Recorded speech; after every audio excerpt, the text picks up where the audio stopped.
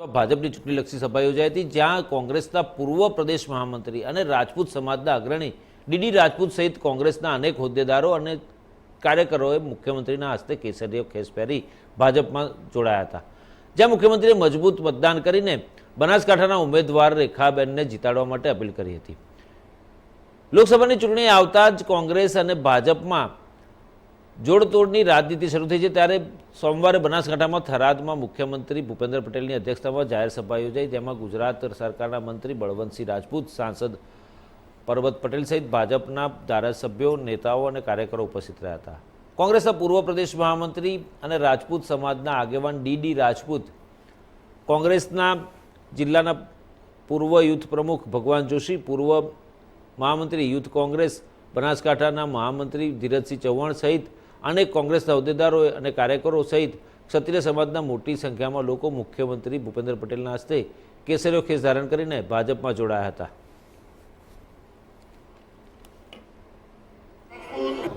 આજે થરાદ માર્કેટયાર્ડ ખાતે અમે અમારા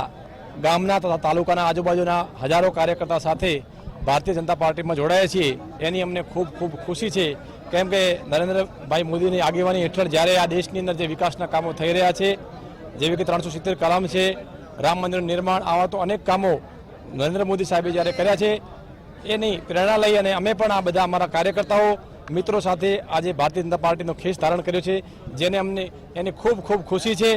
અને દેશ આ દિશામાં ખૂબ આગળ વધે એવી પ્રાર્થના કરીએ છીએ। કોંગ્રેસમાં શું હોદ્દો હતો અને છેડો ફાડ્યો છે, ભાજપ માટે કેવા પ્રકારની કામગીરી કરશે? કોંગ્રેસની અંદર બનાસકાંઠા જિલ્લા યુથના મહામંત્રી તરીકે હું હતો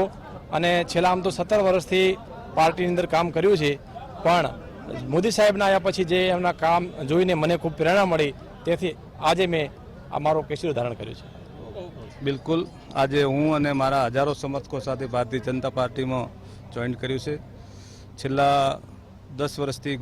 ભારતના પ્રધાનમંત્રી તરીકે અને ગુજરાતના મુખ્યમંત્રી તરીકે જે નરેન્દ્ર મોદી સાહેબે કામગીરી કરી અને આજે જે આપણો દેશ દુનિયાની અંદર દેશનો ડંકો વાગી રહ્યો છે, સામાન્યમાં સામાન્ય માણસથી કરી અને દેશમાં જ્યારે પ્રગતિ થઈ રહ્યો એનો લાભ મળી રહ્યો, સામાન્ય માણસને પણ એનો લાભ મળી રહ્યો હોય, દેશ ખુશખુશાલ હોય, દેશની તિરંગાની આન બાન શાનનું જ્યારે આપણે ગૌરવ સાથે જ્યારે એનું સન્માન કરી રહ્યા હોઈએ, ત્યારે હું એનાથી પ્રભાવિત થઈ અને છેલ્લે જ્યારે હજારો વર્ષનું હિન્દુઓનું એક પ્રતિક સમાન રામ મંદિરની પણ પ્રતિષ્ઠા મોદી સાહેબના નેતૃત્વમાં થઈ હોય, ત્યારે